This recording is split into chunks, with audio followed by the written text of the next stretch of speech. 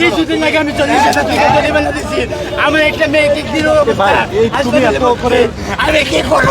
আমি বাবার গাড়ি চালাতে পারো না। আমি বাবার গাড়ি চালাতাম, দেখেন এই বাবার গাড়ি চালাব কি করব? আমি বিন্দুটা আমার বিদ্যুৎ ধরে আনছে। আমি সকালে 11টা পরে গাড়ি বের করি। আরে রাস্তায় তুমি লয়ে এসো এটা কও, রাস্তা লয়ে এসো কেন?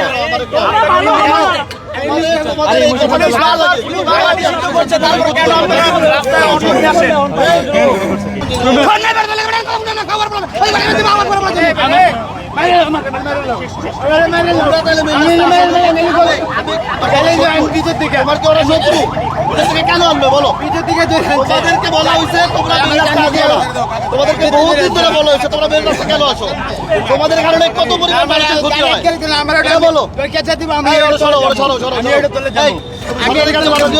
তুমি রাস্তা নিয়ে রাস্তাতে ধরে নাই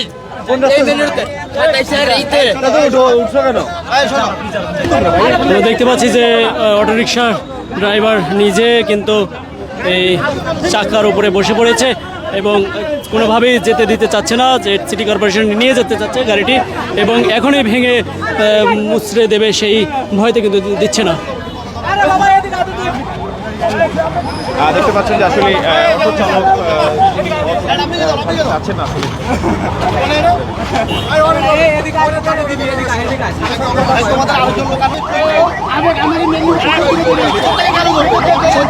আপনাদের বেপরোয়া চালকের জন্য তো সাধারণ মানুষের ক্ষতিগ্রস্ত হচ্ছে।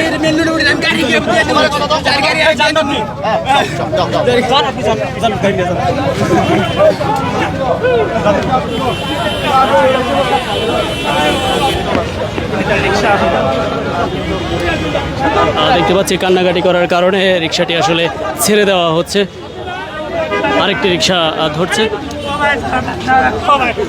একটা